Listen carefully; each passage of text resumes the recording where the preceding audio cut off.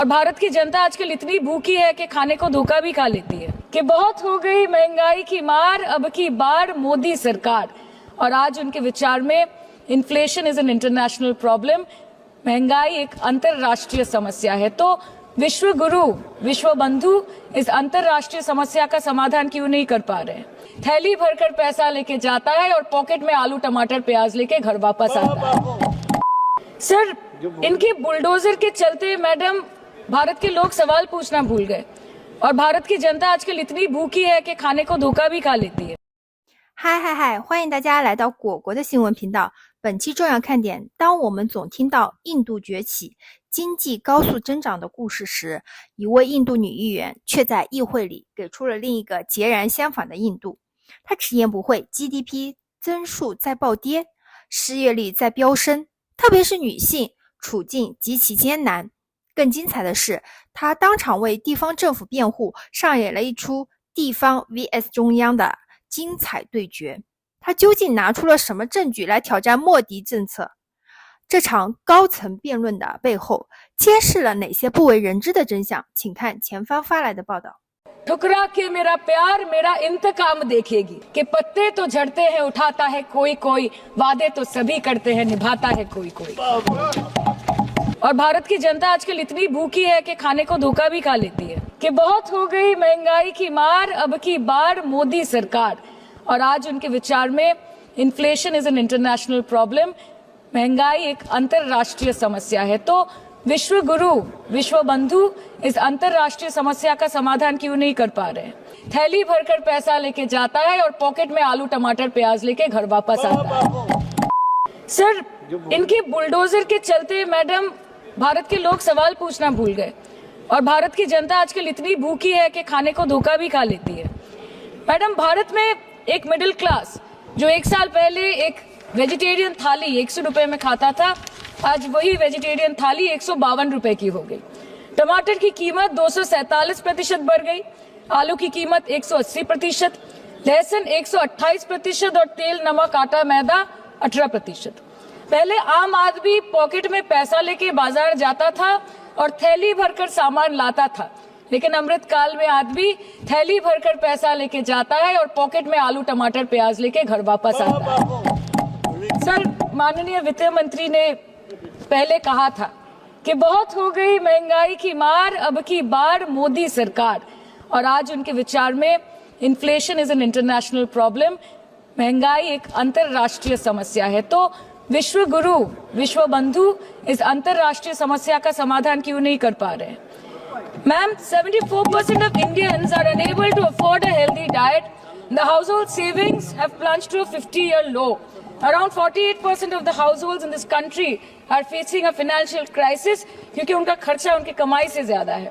The economic inequality in India is a 100-year high. The country's GDP growth rate for the second quarter 24-25 decreased to 5.4%, which is the lowest in 2 years.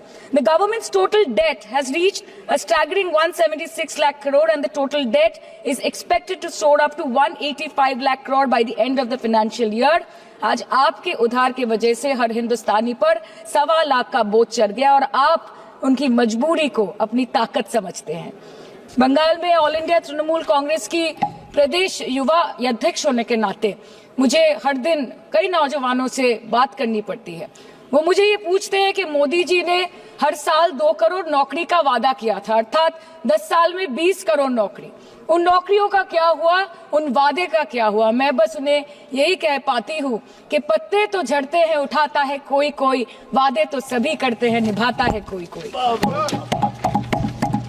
Ma'am, as per the latest report by CMIE, the unemployment rate has risen to 9.2% in June 2024 as compared to 4.9% in 2013-2014.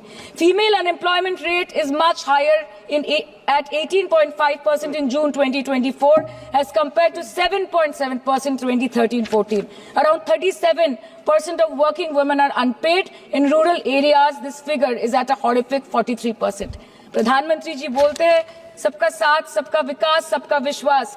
अगर ऐसा ही है तो भारत के लोग आज देश छोड़ के क्यों जा रहे हैं? 2018 से लेके 2023 के बीच 6,70,000 भारतीय ने अपनी नागरिकता त्याग दी। सिर्फ 2022 में ये संख्या करीबन 2,25,000 की थी।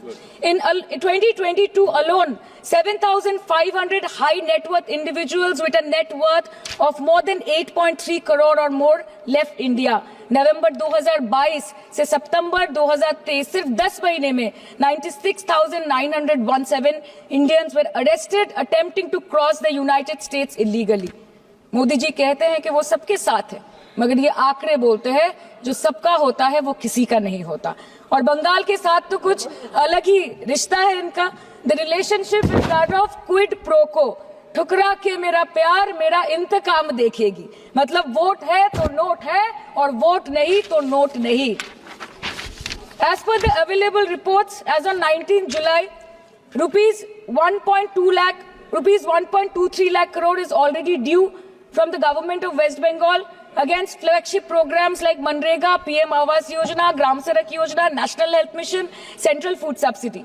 Further, 40,806 crore is projected dues against these schemes, bringing the total amount to a staggering 1.71 lakh crore. Madam, health care की स्कीम्स में सिर्फ फंड हमको दिया नहीं जाता क्योंकि कलर कोडिंग मैच नहीं करता है। सो आप सबका साथ सबका विकास जो बोलते हैं, is it hinging on colour coding? आपको रंग पसंद नहीं तो आप बंगाल के लोगों को पैसा नहीं दोगे और फिर आप आके बोलते हो कि हम बंगाल में जीत क्यों नहीं पाते। Ma'am, this is the reason, this step motherly attitude, जिसके लिए बंगाल के लोग हर बार इनको बड़े बड़े रसगुल्ला खिलाकर वापस दिल्ली भेज देते हैं। Even after making several attempts to crush our aspirations and our economy, Bengal government stands tall and true towards the commitment towards its people. Bengal में सिर्फ दीदी है तो मुमकिन है। The West Bengal government started transferring money to the bank accounts of 21 lakh people who worked for 100-day scheme without receiving any payments from the central government for Manrega. Even before Ayushman Bharat, in Bengal, Shastro Shati, a cashless scheme was launched, providing treatment cost up to 5 lakh for per person belonging to any strata of the society. आज कलकत्ता के किसी आलिशान private hospital में जहां पे एक अमीर आदमी की चिकित्सा होती है, वही बगल वाले बेड में एक गरीब मजदूर, एक गरीब किसान की भी ट्रीटमेंट होती है। यही है ममता बनर्जी का विकास। और आपके अमृत काल में the cost of medical treatment has been doubled in the last 5 years। आप फार्मास्यूटिकल्स की, सर आरजीकर पे बात ना बोले, आपकी सीबीआई पे अभी तक कुछ बोल नहीं पाए। हम लोगों ने जो, हमारी पुलिस ने जो बोला था, they are still sticking to that. So उसके बारे में मत बात करें, ठीक है? आप उत्तर प्रदेश के बारे में बात करें ना sir. Sir, medical inflation is at 14%। Regularly लिए जाने वाले दवाइयों की कीमत 50% बढ़ गई। आप सिविल एविएशन के लिए ग्रांट्स मांग रहे हैं। एक डोमेस्टिक फ्लाइट, उसकी राउंड ट्रिप की टिकट 20 से 30 हजार में बिक रही है। आम आदमी आज हवाई चप्पल पहन के हवाई जहाज नहीं चल रहा, आम आदमी हवाई चप्पल बेच के हवाई जहाज चल रहा है। You are demanding funds for education but conveniently ignoring the fact that 11 lakh children have dropped out of school according to your own data. आज भारत में सिर्फ 47.51% स्कूलों के पास कंप्यूटर की फैसिलिटीज है और उसमें 33% के पास internet connection. In law and justice, you have not been able to provide legal aid to more than 1% of the eligible population. In public enterprises, 5.1 lakh public sector jobs have disappeared in the last 10 years. Railway में करीबन 2.5 lakh post बाकी हैं और उसमें से vacancy है in critical safety categories. नए भारत में आजकल ट्रेन पटरी के ऊपर कम और पटरी के बाहर ज्यादा चलती है। मुझे दुख लगता है इस सदन में ये कहते हुए मैडम कि मैंने अपने लोकसभा क्षेत्र जादवपुर लोकसभा क्षेत्र के लिए एक बारुईपुर कोबी सुभाष मेट्रो एक्सटेंशन की मांग की थी। मुझे डिपार्टमेंट से ये चिट्ठी मिली जिसमें उन्होंने लिखा है that this project is not economically viable and this project is unremunerative. तो आपको अगर सब जगह से पैसा चाहिए तो मुझे ये बात समझ में नहीं आती कि लोग खुद के लिए आपको वोट देते हैं कि आपके फायदे के लिए वोट देते हैं। मैं आपको इतना ही बोलना चाहती हूँ, दिस वाज द रीजन, अपने प्रॉफिट के लिए आज इन्होंने सीनियर सिटीजन का कंसेशन भी बंद कर दिया और सीना ठोक के ये बोलते हैं कि 2022-23 अर्थ वर्ष में हमने 15 करोड़ वरिष्ठ नागरिक से 2,242 करोड़ कमाए। धन्यवाद माननीय सदस्य। मैं 2 बात और बोल के खत्म कर दूंगी कि लोकसभा पे खर्च करके क्या फायदा मैडम, जब यहाँ पे विपक्ष को बोलने का अधिकार ही ना हो। लोकसभा के लिए भी तो ग्रांट मांगा है ना मैम। और अभी सर बोल रहे थे कि बेटी बचाओ बेटी पढ़ाओ, तो 10 साल पहले मोदी जी ने लॉन्च किया था, लेकिन उसके 80% पैसे सिर्फ पब्लिसिटी और मार्केटिंग और एडवर्टाइजमेंट में खर्च कर दिए। आपके उत्तर प्रदेश, मध्य प्रदेश, राजस्थान में ना आप बेटी को पढ़ा पा रहे और ना आप बेटी को बचा पा रहे। बंगाल आए और देखिए कि ममता बनर्जी ने विधानसभा में अपराजिता एक्ट में बिल।精彩视频看完了，印度一位女议员在议会里异常激烈发言，她针对莫迪政府当前面临的几大经济和社会问题提出了一系列尖锐的批评，信息量非常大。这位议员首先把矛头直指经济困境，他指出印度的通货膨胀虽然是个全球性问题，但国内的情况尤其严峻，关键数据令人担忧。第二季度 GDP 增速降到了2年来的低点，只有 5.4%。 更吓人的是，政府的债务已经达到了一个惊人数字，并且预计还会继续攀升。他特别关注民生问题，引用报告说，高达 74% 的印度人负担不起健康饮食，家庭储蓄跌至50年新低，近一半家庭处于财务危机中，就业市场更是冰点，失业率飙升，尤其是女性失业率高达 18.5%， 相当大比例的农村妇女劳动是无偿的。